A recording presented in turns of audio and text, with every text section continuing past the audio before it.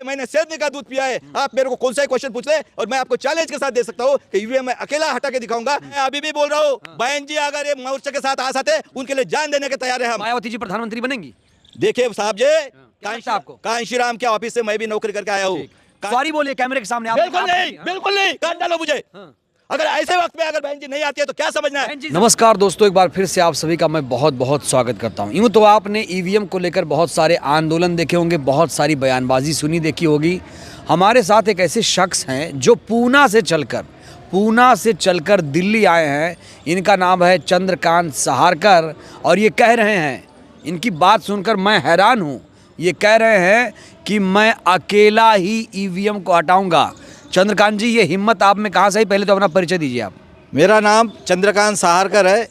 मेरा जन्म बाबा साहब का भूमि से हुआ है, नागपुर से, और मेरा एजुकेशन शाहू महाराज की भूमि से हुआ है और मैं लास्ट 35 ईयर्स से पुणे में रहता हूँ।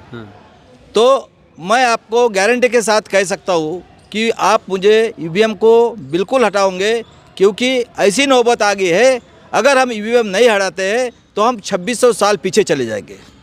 इसके लिए इतना ही नहीं, अगर ईवीएम से इलेक्शन हो गया, मेरी बहू और बेटी के पेट में जो बच्चा बड़ा हो रहा है वो गुलामी के नाम से पैदा होने वाला है। इसीलिए मैं इस ईवीएम हटाने के लिए मेरी जान भी कुर्बान हो गई तो भी मैं देने के लिए तैयार हूँ। ईवीएम से गुलामी का क्या कनेक्शन है? देखिए भाई साहब, बाबा साहब ने 1950 में हमें स्वातंत्र दिया और 4 अधिकार दिए। उसमें से देखे, पहला कारपोरेट सेक्टर, जुडिशनरी, उसके बाद में है ब्यूरोक्रेसी और प्रेस मीडिया। हमारी यहाँ 52 में जब इलेक्शन हुआ है, इस देश के SC ST OBC के लोग पढ़े लिखे नहीं थे, और जब इलेक्शन हो गया SC ST OBC के लोग जब चुन के आए खासदार आमदार, उनका PA जो बने हैं वो सिर्फ पढ़े लिखे लोग बने हैं, क्योंकि उन लोगों ने 1925 में कसम खाई है कि इसको हम हिंदू राष्ट्र करेंगे। हिंदू राष्ट्र का मतलब है परंपरा, संस्कृति। ये 2 वर्ड से आपको गुलाम बना के रखा है। मैं ये प्रूव करके आपको दे सकता हूँ। आप हिंदू नहीं है क्या? हम लोग सभी लोग SC ST OBC के लोग यहाँ के मूल निवासी है और बैकवर्ड है। ये भारत देश हमारा है। अब आजाद भारत में है, संविधान लागू है, सब बराबर हैं। ये सब पहले की बातें मत करिए। सुन लो। और इसी तरह से इन्होंने हमारा 2600 साल तक शोषण किया। तो वही तो मैं कह रहा हूँ, अब डेमोक्रेसी है, लोकतंत्र है, संविधान लागू है। आप पहले की बातें मत करिए। नहीं, अभी मैं इंडिपेंडेंट की बात कर रहा हूँ मैं। तो देखो, बाबा साहब ने जो 4 अधिकार दिए, उसके बाद में उन्होंने एक मत का अधिकार, ये बाकी सब लोग अपोज कर रहे थे, लेकिन बाबा साहब ने बोला, क्योंकि शिवाजी महाराज ने हमें पढ़ाया स्वाभिमान से कैसे जीने का, और बाबा साहब ने एक मत का अधिकार दिया है, स्वातंत्र, समता, बंधुत्व। और स्वाभिमान का मतलब होता है शिक्षण, रोजगार और हेल्थ सबको मिलना चाहिए। उसके बाद अरे आप किस जाति के हैं ये बताइए पहले। मैं शेड्यूल ट्राइब जाति का हूँ। अरे तो कोर्ट कहाँ से आ गया? कोर्ट कैसा आ गया इन्हें? मैंने पढ़ाई की। बाबा साहब ने बोला है शिक्षण ये शेरनी का दूध है, मैंने शेरनी का दूध पिया है। आप मेरे को कौन सा क्वेश्चन पूछ ले और मैं आपको चैलेंज के साथ दे सकता हूँ कि ईवीएम मैं अकेला हटा के दिखाऊंगा। आपने कहा कि शिक्षा शेरनी की दूध है, जो पिएगा दहाड़ेगा, और आपके पास एक कोर्ट भी आ गया। शेड्यूल ट्राइब से आते हैं, सब कुछ तो ठीक बता रहा, आप ही तो खुद तारीफ कर रहे हैं, तो फिर दिक्कत क्या है? अभी देखिए, 52 में पहली बार जब इलेक्शन हुआ है यहाँ पे। अरे अभी की बात करिए, मोदी सरकार में रहा हूँ तो मैं अभी की बात नहीं, अभी बताइए। हाँ बताता हूँ मैं। अभी की बात करिए। देखिए, पहले पैदा होने के बाद में हम स्कूल में अब का पढ़ते हैं, वैसा देख लो भारत का। 52 में जब इलेक्शन हुआ, SC ST OBC के सभी MLA MP ये पढ़े लिखे नहीं थे, और उनके जो PA थे, ये PA जो थे हमारा शोषण करने वाले RSS के थे, और उन्होंने ये देश चलाया, मिनिस्टर का PA, और उनकी जो थिंकिंग थी, उस थिंकिंग से ये देश आगे बढ़ा है। और उसके बाद में बताता हूँ, मेरा जन्म 59 का है। डेवलपमेंट कैसा हुआ मैंने जो देखा है आंखों से। देखो, पहले मैं स्कूल में गया, मैं अब का पढ़ा। 70 में रेडियो मालूम पता चला, 80 में इंडिया में टीवी आया, और 84 में देखे इंदिरा गांधी का मर्डर हुआ। उसके बाद राजीव गांधी हुए, और सेकंड रेजिम में उन्होंने बोला जो 1 रुपया टैक्स आता है उसमें से 10 पैसा खर्चा करते हैं और 90 पैसा खाते हैं। मैं अगर दोबारा चुन के आएगा तो 85 पैसा खर्चा करेगा, 15 पैसे खाएगा, क्योंकि उस टाइम में कांशीराम जी की चळवळ 1585 की बहुत जोर से थी। और उसके बाद में 91 में उनका मर्डर हो गया, और देखिए उनके साथ कोई बड़ा लीडर नहीं मरा, उनके टुकड़े टुकड़े हो गए। 2000 के बाद में मोबाइल आया इंडिया में, 2012 के बाद में नेट आया, और उसके बाद में हमारे देश में इजराइल का एक जासूस आया जिसका नाम है पेगासस। इन्होंने सभी अपोजिशन लीडर के जासूसी करके 19 में ये सेंटर में भी चुन के आए और स्टेट में भी चुन के आए।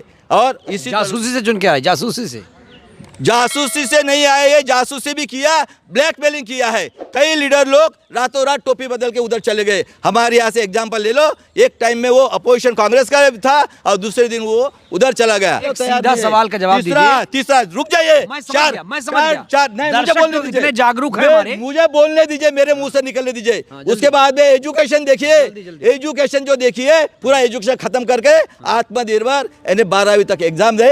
और आपको जो 80 करोड़ हमारे प्राइम मिनिस्टर कहते हैं कि ये लोगों 5 किलो से है, तो अभी मिडिल क्लास मिल रहा है कि नहीं आपको 5 किलो? आपको नौकरी खत्म कर दी, आपको 5 किलो राशन मिल रहा है कि नहीं? आपको 5 किलो राशन मुझे नहीं चाहिए। मुझे क्यों? नहीं तब चाहिए। काहे बुराई कर रहे हैं? और उसके तब काहे बुराई कर रहे हैं? एजुकेशन नहीं चाहिए फिर भी बुराई सुन कर रहे लो, एजुकेशन खत्म कर दिया, वोकेशनल लाए, आप पेट भर सकोगे, आपका नॉलेज नहीं बढ़ेगा। और सीसीए एनआरसी में ये हमारी प्रॉपर्टी की गिनती करके लूटने वाले, सावधान हो जाओ। और ये ईवीएम जो है ये काल्पनिक है, जैसे मनुस्मृति काल्पनिक है। अभी तो ओपन हो गया है, बनाने वाले वही लोग हैं, प्रोग्राम करने वाले वही लोग अरे हैं, मनुस्मृति देने वाले वही लोग हैं, और काउंटिंग करने वाले वो लोग हैं। एक सवाल का जवाब, 1 मिनट। सवाल का जवाब भी देता हूं, आप बहुत बोले, एक्सप्लेनेशन देना आप पड़ेगा। बहुत बोले, 1 मिनट एक्सप्लेनेशन लेना पड़ेगा। नहीं, रुकिए, हाँ, रुकिए। पहले एक्सप्लेनेशन लो, रुकिए। नहीं, एक्सप्लेनेशन लो पहले। बहुजनों का, अरे बहुजनों का बताता है, वो भी बताता है। बहुजनों का, 1 मिनट। हाँ, बहुजनों का नेता कौन? बहुजन का लीडर जो होता है वो खुद के स्वार्थ के लिए है, वो स्वार्थी लोग हैं।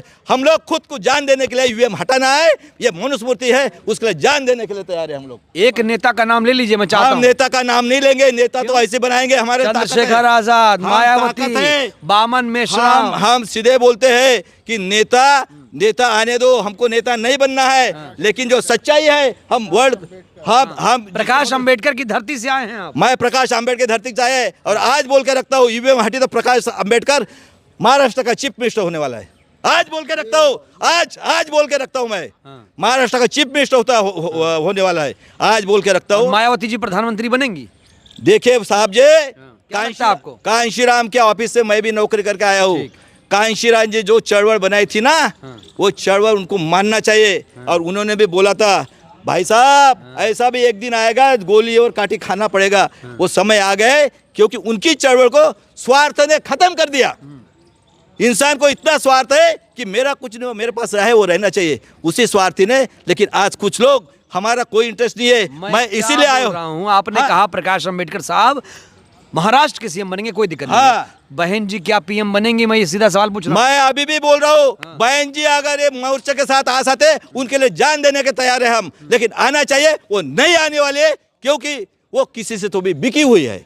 किससे बिकी हैं? वो हमें वो अबे आपको मालूम है, इतना बड़ा आरोप लगा रहे हैं। अरे हाँ, तो जो इतना बड़ा आरोप लगा दिया आपने। वो बता रहा हूँ मैं। ऐसे लोग बदनाम करते हैं बहुजनों के। जो लोगों के हाथ हमारे पूरा अधिकार है, उनके हाथ लोग बिके हो, आप लोग बिके। हम चंद हाथों चंद रुपए से हम लोग जिन लोगों की वजह से आए, आपने बहन जी को आप सॉरी बोलिए कैमरे के सामने। बिल्कुल नहीं, काट डालो मुझे। अगर ऐसे वक्त में अगर बहन जी नहीं आती है तो क्या समझना है? बहन जी सपोर्ट दे चुकी हैं ईवीएम को। आपको आओ सभी, तुम आओ, आ चुकी हैं। आओ, आए तो हम उसका सपोर्ट कर जान दे देंगे, उसको जिता के लाएंगे। ऐसा क्यों कह रहे हैं वो बिकी हुई हैं? अरे भाई साहब, चळवळ ऐसी नहीं होती है। बोल देते हैं अपने नेता के बारे में। इलेक्शन आ गया, मैं कह दूं, सुन लो रिजन, इलेक्शन अगर मैं कह दूं प्रकाश अंबेडकर बिके हुए तो आपको कैसा लगेगा? प्रकाश अंबेडकर अकेला लड़ रहा है, और वो सोशल जस्टिस का लड़ रहा है, हर दिन सभा करता है। प्रकाश अंबेडकर साहब बहन जी के साथ गठबंधन करने के लिए तैयार हैं महाराष्ट्र में, पता है आपको? हम वही तो चाहते हैं, मायावती जी गठबंधन करे। ये तो सिर्फ बोलती है, हुक्मरान बन रहा है। मुझे बताइए कितना वोटिंग है यूपी में उनका? उससे के हुक्मरान बनने वाले को किसी के साथ कॉम्प्रोमाइज? कितना वोटिंग है? कितना है? 36%। छोड़ा, 10% पे आ गई है। 14%, 10%, 14%। इतने नाराज क्यों है मायावती? 14, वैसा नहीं है, बहुत नाराज है नाराज इसी वजह से, बहुत ज्यादा नाराज। हमारा टाइम बर्बाद हो गया। इन्होंने अगर वोट नहीं दिया आप लोगों ने, बीजेपी को वोट देते हैं आप लोग। 19 में आप लोग भाजपाई लोग हैं। 19 में उनके 10 कैंडिडेट बने खासदार। सपा के बने 5।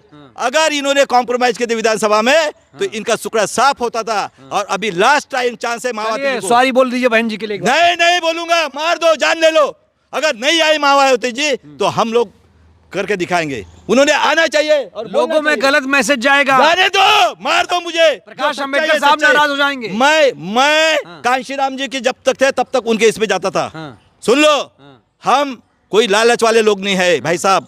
हम इस स्वातंत्र के लिए हमारे दादा बामन मेश्राम के बारे में सुन लो, हमारे बामन मेश्राम कैसे नेता? सुन लो, बामन मेश्राम सुन लो, बामन मेश्राम। अरे उनके बारे में बोलता हूँ, सुन लो। बोलिए। अंग्रेजों को भगाने के लिए SC ST OBC माइनॉरिटी के लोग गए हैं। ये लोग कभी आएगा? इन्होंने तो विरोध किया है। बामन मेश्राम आ रहे हैं साथ में। बामन मेश्राम साहब आ रहे हैं, उदित नारायण आ रहे हैं, साहब लोग आ रहे हैं, ईवीएम वाले सभी लोग मोर्चा बनाओ और इकट्ठा हो। हम अपनी जान दे रहे, पूरा भारत घूमेंगे अपने पैसे। चलिए एक बार विनम्रता से कहूंगा बहन जी को माफी माफी नहीं मांगूंगा मैं, नहीं मांगूंगा माफी मैं। अगर बहुत गंभीर आरोप नहीं, गंभीर आरोप दिए, मानहानि हो जाएगा। वो अगर आ जाएंगे उनके पैर छूंगा मैं। लेकिन वो संयुक्त इसमें सबसे मिलकर आना चाहिए मोर्चा में। मोर्चा में आएंगे तो पैर छू लेंगे, माफी नहीं मांगेंगे। भाई पैर इससे बड़ी क्या चीज होती है? पैर छूना बोले तो यहाँ लगता है आपको आएंगी वो? मैं वही तो के लोग हैं ना यहाँ पे। भाई साहब, BSP ने संयुक्त मोर्चा में आके उनका नेतृत्व करना है उन्होंने। और बाकी लोग उनके साथ रहेंगे और हम लोग आपको जान की बाजी लगा देंगे। लेकिन ईवीएम पहले हटाना है। ईवीएम नहीं हटी तो हम गुलाम होने वाले हैं। हमारी बेटी जो है ना और बहू के पेट में जो है। ठीक है, बहुत बहुत शुक्रिया। जय भीम। लेकिन एक बार फिर से कहूंगा माफी मांग ली। नहीं, माफी मांगूंगा। मुझे आइए, जिनको पढ़ाई है ना, विद्वान लोग हैं, उनके सामने मैं बात करने के लिए तैयार हूँ। चलिए बहुत बहुत शुक्रिया।